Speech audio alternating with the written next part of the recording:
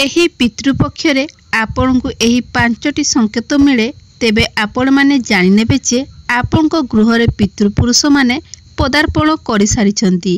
एही 5टी संकेत एपरि होइथाए जहा आपनको गृहरे आपनकर पितृपुरुष मानकर उपस्थिति को दर्शाई थाए।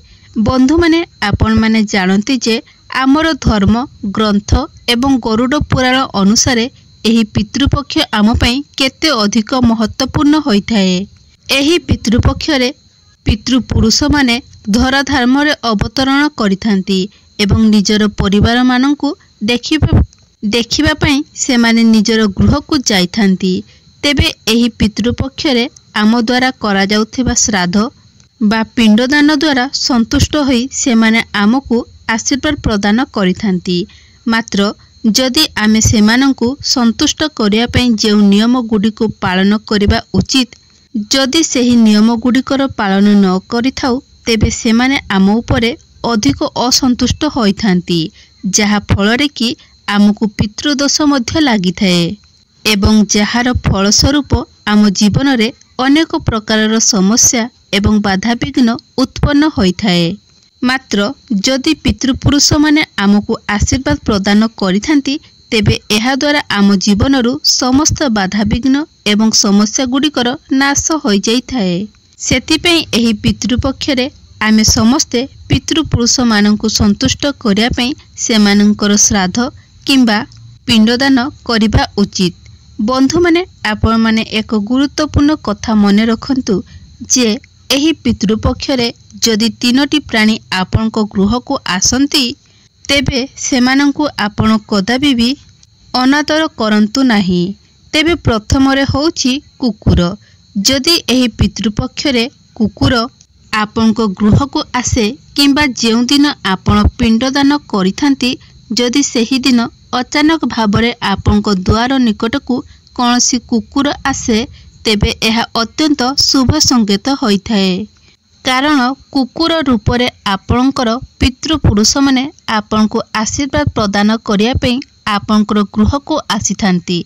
सेथिपई आपण केबे भी सेही कुकुर को खराब व्यवहार करंतु नाही किंबा भूले भी मध्य कौनसी वस्तु द्वारा सेही कुकुर को आघात करंतु नाही परंतु आपण माने सेही कुकुर को प्रणाम करी ताकू भजन अर्पण करिबा उचित। एपरि करिबा द्वारा आपनकर पितृपुरुष माने आपनको आशीर्वाद प्रदान करिथांती। द्वितीय प्राणीटी होउची काऊ। बंधु माने पितृपुरुष माने काऊ रूपरे एही पितृपक्षरे आम गृह को आसीथांती एवं जदि आपण जेउ श्राद्ध कर्म करिथांती सेही दिन काऊ माने आसी आपनको द्वार रे दिया जाइथिबा भोजन एवं जल को ग्रहण करिथांती तेबे आपण खुशी हेबा उचित। कारण आपणकर पितृपुरुष माने आपणको उपरे अत्यंत संतुष्ट अछंती एवं आपणको द्वारा दिया जाइथिबा भोजन एवं जल को संतुष्ट होई ग्रहण करिथांती। एपरि हेबा आपणको पई अत्यंत शुभ होइथाए।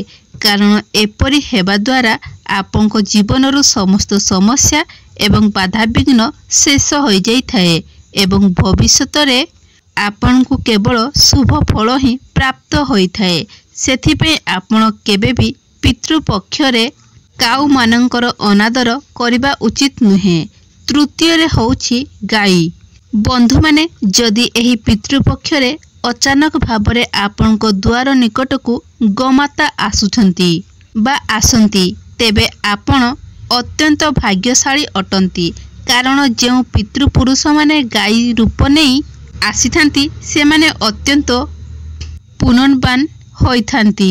तेबे जदि पितृपक्ष समय रे आपनको द्वार निकटकू गोमाता आसुछंती तेबे गोमातांकू नमस्कार करी तांकू भोजन प्रदान करंतु एवं आपनको मनरे जदि कोनोसी इच्छा थाए तेबे सेही इच्छा को आपण गोमातांको निकटरे प्रकाश करंतु। आपण देखिबे आश्चर्यजनक भावरे आपणकर सेही इच्छा निश्चय पूरण हब। जदि एही समय रे आपण गाई को मिठा रुटी खाइबा को दियंती तेबे आपणकू 100 गुणा अधिक शुभ फल प्राप्ति हब।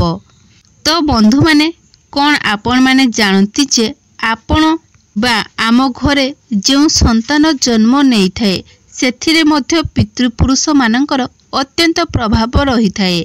जदि आपण पितृपुरुष मानकु असंतुष्ट करती तेबे आपणको घरे जो संतान जन्म नहीं थाए सही संतान ठारे किछि ना किछि दोष रही थाए, जेपरिकी संतानटी विकलांग होई पारे अथवा ता पाखरे कौनसी जिनिसर कमी निश्चय भावरे थाई पारे। सेथिपई बंधु माने सर्वदा पितृपुरुष मानंकु संतुष्ट रखिबा होउची आमर परम कर्तव्य। आम गृहरे सुख शांति केते मात्रारे रहिबो ताहा मध्य आमर पितृपुरुष मानंकर संतुष्ट उपर ही निर्भय करिथाए। तेबे बंधु माने जो 5टी संकेत आपणको कहि थाए जे आपणको गृहकु पितृपुरुष माने आसी सारिछंती सेथि मध्यरु प्रथम संकेतटी होउची जदि एही पितृपक्षर 16 दिनरे आपणको गृहकु प्रतिदिन काऊ आसंती एवं भोजन ग्रहण करती तेबे आपण माने बुझी जिबा उचित जे आपणको गृहकु पितृपुरुष आसी सारिछंती। तेणु आपण प्रतिदिन काऊ मानंको भोजन देबा उचित, जेपरिकी चाउल हो किंबा रुटी हो आपण पितृपुरुष मानंको भोजन देबा उचित। द्वितीय संकेतटी होउची कला कुकुर। जदि एही पितृपक्षरे अछंती तेबे मध्य एहा अत्यंत शुभ संकेत होइथाए। जदि एही पितृपक्षरे कला रंगर कुकुर आपणको गृहकु आसीथांती तेबे एहा अत्यंत शुभ होइथाए। जदि आपण एही कला रंगर कुकुर गुडीकु रुटी खाइबाकु दियंती, रुटी सहित गुड़ खाइबाकु दियंती तेबे आपणको पितृपुरुषंकर आशीर्वाद प्राप्त होइथाए। बंधु माने एही कला रंगर बा कला रंग होउची पितृपुरुष मानंकर रूप। कला कुकुर होइथाए बा अथवा कला रंगर काऊ एमाने होउछंती आमर पितृपुरुष मानंकर स्वरूप।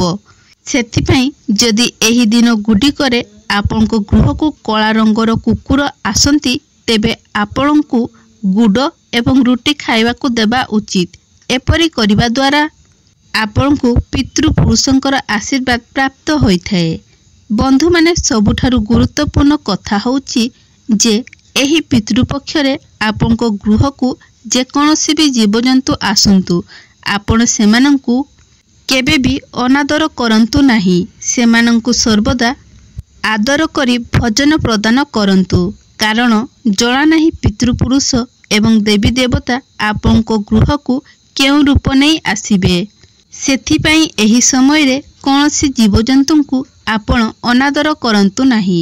तृतीय संकेतटी होउची जदि आपणकर गृहर तुलसी गछ सुखिबाकु लागे तेबे आपण माने जानियंतु जे आपणको गृहकु पितृपुरुषंकर आगमन होई सारिची, मात्र सेमाने आपणको उपरे अत्यंत रुष्ट अछंती एवं आपणको गृहरे मध्य पितृदोष मध्य लागिची। तेणु एथिपई आपणको पितृलोकंकु संतुष्ट करिया पई गोटे उपाय निश्चय अवलंबन करबाकु हबो। तेबे एही पितृपक्षरे आपणको विशेष रूपरे प्रभु सूर्यंकु जल रे 2टी लवंग रखी आपण जल सूर्य देवतांकु अर्पण करंतु एवं जल अर्पण करिबा समय रे आपण एही मंत्रटी उच्चारण करिबा उचित। मंत्रटी होउची ओं मम पितृदेवाय नमः। एही मंत्र को उच्चारण करी आपण प्रभु सूर्य देवतांकु जल अर्पण करंतु एवं सेही जल रे 2टी लवंग ढाली सेही जल को अर्पण करंतु एवं एही पितृपक्षरे आपणकु प्रतिदिन 3 थर गणेश चालीसा पाठ करिबा उचित। एपरि करिबा द्वारा आपणको गृह पितृदोषरु मुक्त होइथाए एवं आपणकर पितृपुरुष माने मध्य आपणकु एवं आपणको परिवार उपरे संतुष्ट होइथांती। चतुर्थ संकेतटी होउछि जदि एही पितृपक्षरे आपणको गृहकु बा आपणकर गृहरु लाली रंगर पिंपुड़ी बुलुथिबार आपण देखंती एवं एही लाली रंगर पिंपुड़ी माने पितृपुरुष मानकर स्वरूप होइथांती। सेथिपई जदि एही पितृपक्षरे आपणकु गृहरु लाल रंगर पिंपुड़ी माने ବାହାରିବାକୁ ଲାଗିଥାନ୍ତି, ତେବେ ସେହି ପିମ୍ପୁଡ଼ି ମାନଙ୍କୁ ଆପଣ ଅଟା କିମ୍ବା ଚିନି ମିଶାଇ ଖାଇବାକୁ ଦେବା ଉଚିତ। ଏପରି କରିବା ଦ୍ୱାରା ଆପଣଙ୍କର ପିତୃପୁରୁଷମାନେ ଆପଣଙ୍କ ଉପରେ ସନ୍ତୁଷ୍ଟ ହୋଇଥାନ୍ତି ଏବଂ ଆପଣଙ୍କୁ ଆଶୀର୍ବାଦ ପ୍ରଦାନ କରିଥାନ୍ତି। ସେଥିପାଇଁ ଯଦି ଏହି ସମୟରେ ଆପଣଙ୍କ ଗୃହରେ ଲାଲ ରଙ୍ଗର ପିମ୍ପୁଡ଼ି ହୁଅନ୍ତୁ ଅଥବା କଳା ରଙ୍ଗର ପିମ୍ପୁଡ଼ି ହୁଅନ୍ତୁ, ସେ ଯାହା ବି ହୁଅନ୍ତୁ, ଆପଣ ପିମ୍ପୁଡ଼ିମାନଙ୍କୁ ଆଘାତ କରନ୍ତୁ ନାହିଁ କିମ୍ବା କୌଣସି ପ୍ରକାରର କ୍ଷତି ପହଞ୍ଚାନ୍ତୁ ନାହିଁ। ପଞ୍ଚମ ଏବଂ ଶେଷ ସଂକେତଟି ହେଉଛି, ଯଦି ଏହି ପିତୃପକ୍ଷ ସମୟରେ ଆପଣଙ୍କ ଗୃହର କାନ୍ଥରେ କିମ୍ବା ଆପଣଙ୍କ ଗୃହର ଚତୁଃପାର୍ଶ୍ୱରେ କେଉଁଠାରେ ବି ଯଦି ଅସ୍ତ ଗଛ ଆପେ ଆପେ ଉଠିଯାଏ, ତେବେ ଏହା ଅତ୍ୟନ୍ତ ଶୁଭ ସଂକେତ ପ୍ରଦାନ କରିଥାଏ। କାରଣ ଏହି ସମୟରେ ଅସ୍ତ ଗଛ ଆପେ ଆପେ ଉଠିବା ଆପଣଙ୍କ ଗୃହରେ ପିତୃପୁରୁଷମାନଙ୍କର ଆଗମନ ଏବଂ ସେମାନଙ୍କର ଆପଣଙ୍କ ପରିବାର ଉପରେ ଆଶୀର୍ବାଦ ପ୍ରଦାନକୁ ସୂଚାଇଥାଏ। ତେଣୁ ଆପଣ ସେହି ଅସ୍ତ ଗଛକୁ ନ ଉପାଡ଼ି ସେହି ଅସ୍ତ ଗଛର ପୂଜା କରିବା ଉଚିତ। ତେବେ ଏହା ଥିଲା ସେହି 5ଟି ସଂକେତ ଯାହା ଆପଣଙ୍କ ଗୃହକୁ ପିତୃପୁରୁଷମାନଙ୍କର ଆଗମନକୁ ଦର୍ଶାଇଥାଏ। ବନ୍ଧୁମାନେ, ଏହି ସମୟରେ ଆପଣମାନେ ସର୍ବଦା ଚେଷ୍ଟା କରନ୍ତୁ ପିତୃପୁରୁଷମାନଙ୍କୁ ସନ୍ତୁଷ୍ଟ କରିବା ପାଇଁ, କାରଣ ଯଦି ପିତୃପୁରୁଷମାନେ ଆମ ଉପରେ ଅସନ୍ତୁଷ୍ଟ ହୋଇଯାଆନ୍ତି, ତେବେ ଏହାର ଫଳ ଅତ୍ୟନ୍ତ ଭୟାନକ ହୋଇଥାଏ। ଏଥିପାଇଁ ଆମ ଜୀବନରେ ନାନା ପ୍ରକାରର ସମସ୍ୟା ମଧ୍ୟ ଆସିଥାଏ। ତ ବନ୍ଧୁମାନେ, ଯଦି ଏହି ଭିଡ଼ିଓଟି ଆପଣମାନଙ୍କୁ ଭଲ ଲାଗିଥାଏ, ତାହେଲେ ଭିଡ଼ିଓକୁ ଲାଇକ୍ କରି ଚ୍ୟାନେଲଟିକୁ ସବସ୍କ୍ରାଇବ୍ କରି ନିଅନ୍ତୁ।